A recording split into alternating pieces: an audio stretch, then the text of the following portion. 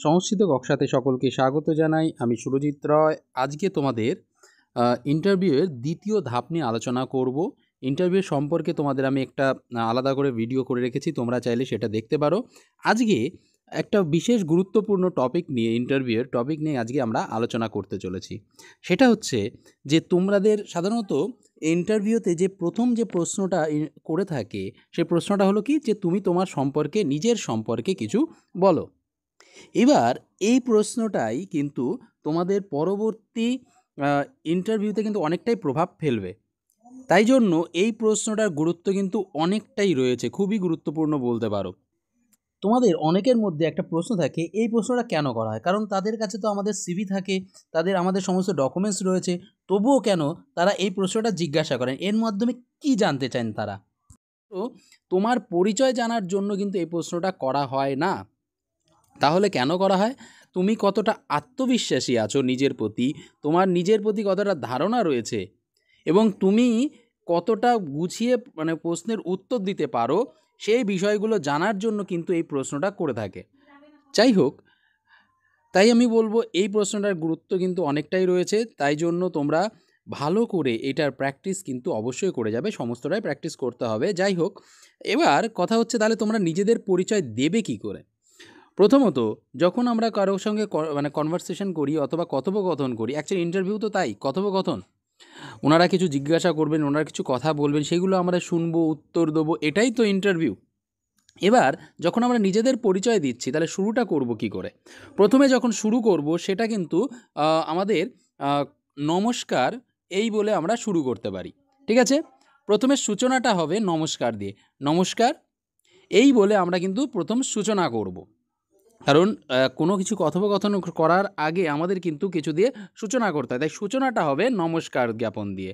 ওকে? এরপরে নমস্কার দেওয়ার পরে দ্বিতীয় ধাপে আমরা কি বলবো, সেটা হচ্ছে নাম। আমাদের নিজেদের নাম আমাদের বলতে হবে। এবার নামটা কিভাবে বলবো?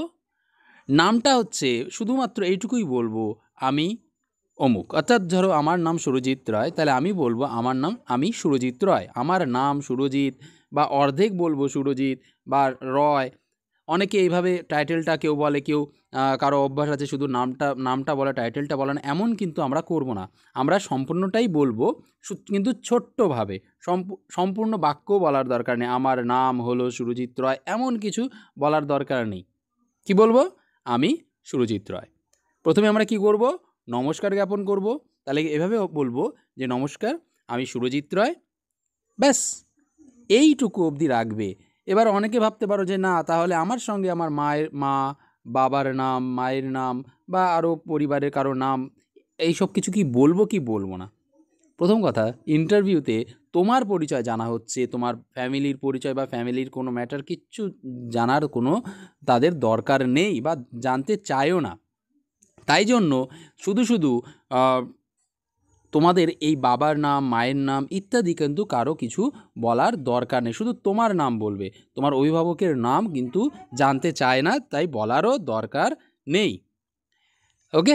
কারণ তোমাদের কাছে কিন্তু একটা প্রচুর পরিমাণে একটা সময় কিন্তু তোমাদের থাকছে না, শুধু অল্প সময়ের মধ্যে কিন্তু তোমাদের এই পরিচয়টা দিতে হবে। তাই জন্য প্রথমে নমস্কার জ্ঞাপন, তারপর তোমার নাম, এরপরে নামের পরে যে তৃতীয় ধাপ, সেটা কি হবে? সেটা হচ্ছে ঠিকানা। এবার ঠিকানাটা দেবে কি করে? অনেক আমাদের যেরকম সাধারণত ঠিকানাটা বলে থাকি, গ্রামের নাম, পিনকোড, থানা, জেলা, রাজ্য ইত্যাদি, এরকমভাবে আমরা অনেক সময় বলে থাকি, তাই তো? কিন্তু এমনভাবে বলা যাবে না।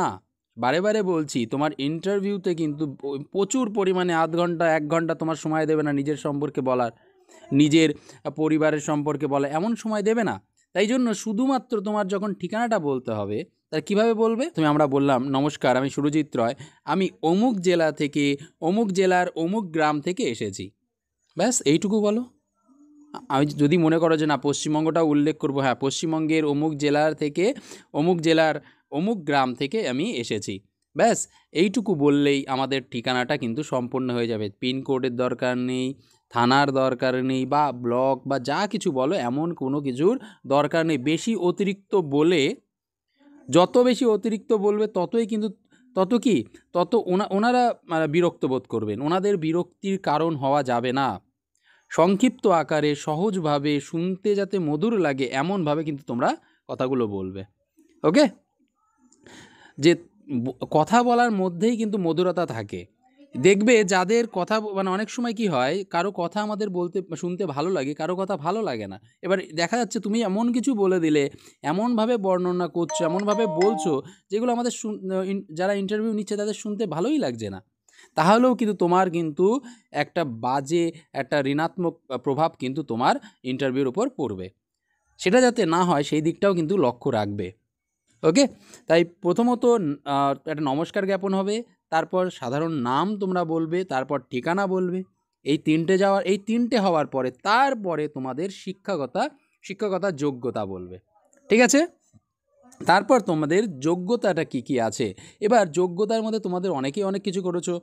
প্রথমত আমাদের মাধ্যমিকে পাশ করেছো, উচ্চ মাধ্যমিক পাশ করেছো, গ্র্যাজুয়েশন পাশ করেছো, এমএ করেছো, কেউ হয়তো এমফিল করেছো, পিএইচডি করেছো, আরও অনেক কিছু হয়তো করেছো, বিএড তো আছেই।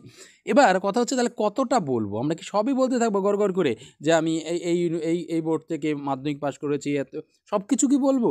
না, যতটা দরকার। ধরো তোমরা এসএলএসটির জন্য প্রিপারেশান নিচ্ছ, তাহলে এসএলএসটি অনুরূপ তোমরা এমএ পর্যন্ত বলবে, বেশি দরকার নেই।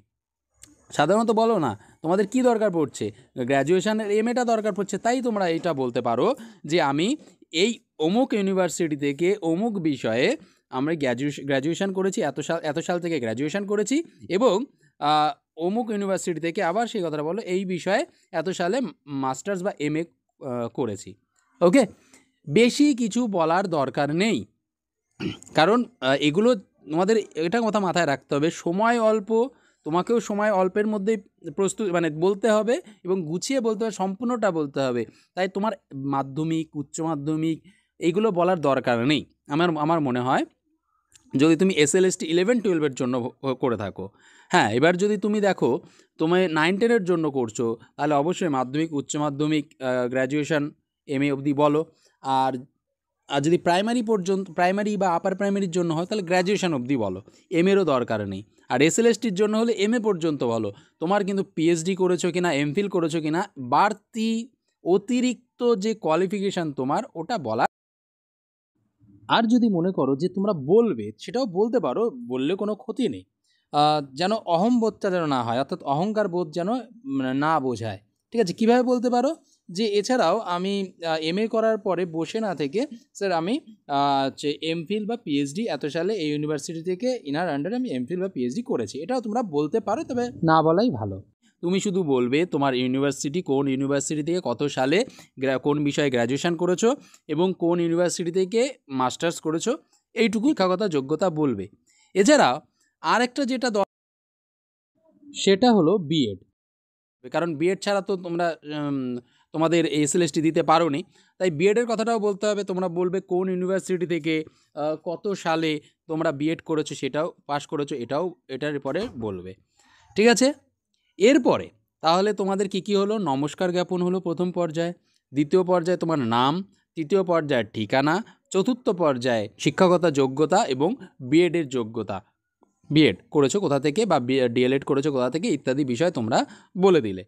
এরপর তোমার কি ভালো লাগে সেই বিষয়টাও তোমাকে বলতে হবে, যে তোমার পড়তে ভালো লাগে, তোমার গান শুনতে ভালো লাগে, তোমার যা ইচ্ছা, তোমার যেটা মনে হয় যে না আমার এটা ভালো লাগে বলবে। তবে একটা কথা বলে রাখি, ভালো লাগে বলছো কিন্তু সেই বিষয়ে যদি জ্ঞান না থাকে তাহলে সেটা কিন্তু বলো না, তাহলে ফেঁসে যাবে। এখন যদি তোমার মনে করো তুমি বলছো আমার গান ভালো লাগে, এবার গানের বিষয়ে একটা কথা বলে দিল যে এই গানটা কে করেছেন বা এরকম কিছু একটা প্রশ্ন ধরলো, তুমি গানের বিষয়ে সেরকম কিছু জানোই না, তাহলে কিন্তু ফেঁসে গেলে।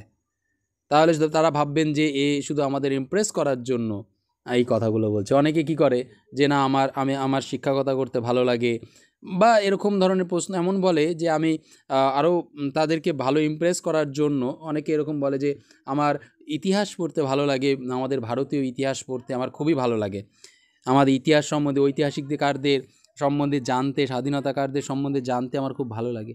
ভাবছি এইসব কথা বলে তাদেরকে ইমপ্রেস করবে। এবার যখনই এসব কথা বলবে তখনই কিন্তু তাদের তরফ থেকে প্রশ্ন আসতে থাকবে। এবার দেখা যাচ্ছে তুমি প্রশ্নের একটা উত্তরও দিতে পারলে না, তাহলে কিন্তু তোমার সেখানের যে ঋণাত্মক প্রভাব সেই প্রভাবটা কিন্তু খুব খারাপ হয়ে যাবে। তাই জন্য ভেবে চিন্তে তোমাদের হবিটা কিন্তু বলবে যে তোমার কোনটা ভালো লাগে। অবশ্যই হবিটা কিন্তু বলতে হবে যে তোমার কোনটা ভালো লাগে, এবং ভেবে চিন্তে বলবে যেটায় তুমি পারদর্শী সেটা কিন্তু অবশ্যই আমার মতে সেটা বলা উচিত। ঠিক আছে, আশা করি তোমরা বুঝতে পেরেছো। এই কয়েকটা পর্যায়ে তোমাদের যদি মনে হয় এছাড়াও আরও কিছু দরকার, অবশ্যই তোমরা অ্যাড করবে।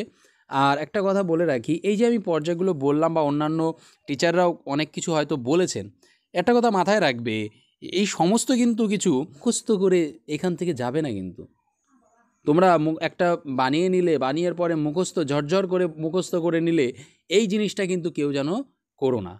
কারণ এখান থেকে তোমার মুখস্থ বিদ্যাটা কিন্তু জানতে চাইছে না, তোমার উপস্থিতি বুদ্ধি, তোমার উপস্থিতি যে গুছিয়ে বলার যে পদ্ধতি, যে তুমি কতটা গুছিয়ে বলতে পারছো, তৎক্ষণাৎ বানিয়ে গুছিয়ে বলতে পারছো, সেইটাই কিন্তু তারা জানতে চাইছে।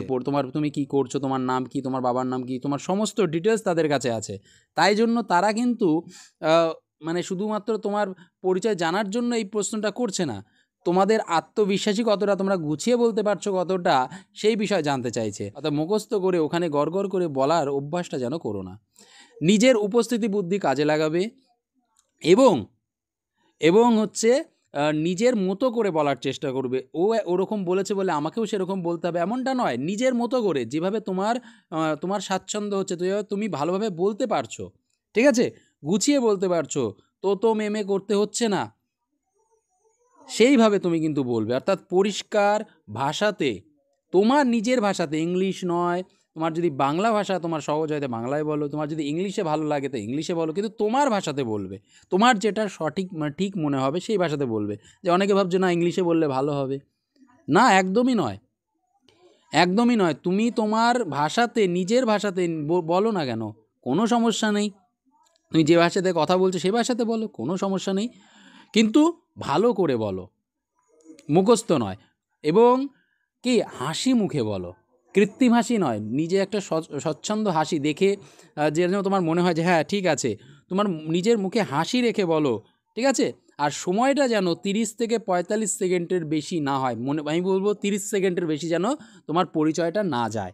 ওকে, এই সমস্ত বিষয়গুলো তোমরা একটু লক্ষ্য করবে। আপাতত এই জিনিসগুলো তোমরা পরিচয়ের মধ্যে রাখো। কতটা তোমরা করতে পারছো অবশ্যই বাড়িতে প্র্যাকটিস করো। তবে বারে বারে বলবো, হাসি মুখে স্বচ্ছন্দভাবে, স্বাভাবিক ভাষাতে এবং সহজ সরল তোমার নিজের ভাষাতে যেন তুতলে না যাও, এমনভাবে কিন্তু তোমরা বলবে। ঘাবড়ানোর কিছু নেই, বিশ্বাসী থাকো, নিজের প্রতি নিজের বিশ্বাস রাখো, অবশ্যই ভালো ইন্টারভিউ হবে, ঠিক আছে। আর এই সমস্ত ইন্টারভিউ, যে সমস্ত পিডিএফ আমি এখান থেকে দেখতে পাচ্ছ, এই সমস্ত পিডিএফ আজকেই তোমরা আমাদের অ্যাপ সংস্কৃত কক্সা অ্যাপে পেয়ে যাবে, ঠিক আছে। এই ভিডিওটাও সেখানেও পাবে। আর যারা এখনও পর্যন্ত আমাদের সংস্কৃত কক্সা অ্যাপটা ডাউনলোড করোনি, তাদের আমি বলছি আজই প্লে স্টোরে যাও, সেখানে গিয়ে প্লে স্টোর থেকে তোমরা অ্যাপটা ডাউনলোড করে নিতে পারবে। সংস্কৃত কক্সা বলে সার্চ করবে, সার্চ করলেই এই অ্যাপটা ডাউনলোড করে নিতে পারবে। সম্পূর্ণ ফ্রিভাবেই তোমরা কিন্তু ইন্টারভিউর সমস্ত নোট, মানে সমস্ত টিপস এবং ভিডিও সব কিছুই তোমরা কিন্তু সেখান থেকে পাবে, এবং সম্পূর্ণ ফ্রি। এরপরে আরও ভিডিও আসতে চলেছে, পরপর ভিডিও আসতে চলেছে, সম্পূর্ণ কিন্তু তোমরা এখান থেকে দেখতে পারবে। ওকে, আর তোমাদের আরেকটা কথা বলে রেখে দেই, যে তোমাদের যারা ইন্টারভিউ দিতে চাইছো, নিজেরা দিয়ে দেখতে চাইছো যে তোমরা কতটা প্রস্তুত নিয়েছো বা কতটা আছে, ঠিক আছে, তার জন্য আমরা সম্পূর্ণ ফ্রি তোমাদের মক ইন্টারভিউর ব্যবস্থা করেছি। আর আগামী 8 তারিখ থেকে, আর আজকালের মধ্যেই তোমাদের আমি লিঙ্কটা দিয়ে দেবো, সেই লিঙ্কে গিয়ে তোমরা কিন্তু ফর্মটা ফিল আপ করে নেবে, এবং পরপর তোমাদের আমি ইন্টারভিউ নিতে থাকবো। যাই হোক, আজ এই পর্যন্তই। পরের ভিডিওতে আমার দেখা হবে, আরও অন্যান্য টিপস নিয়ে, অন্যান্য বিষয় নিয়ে আলোচনা আমি করব।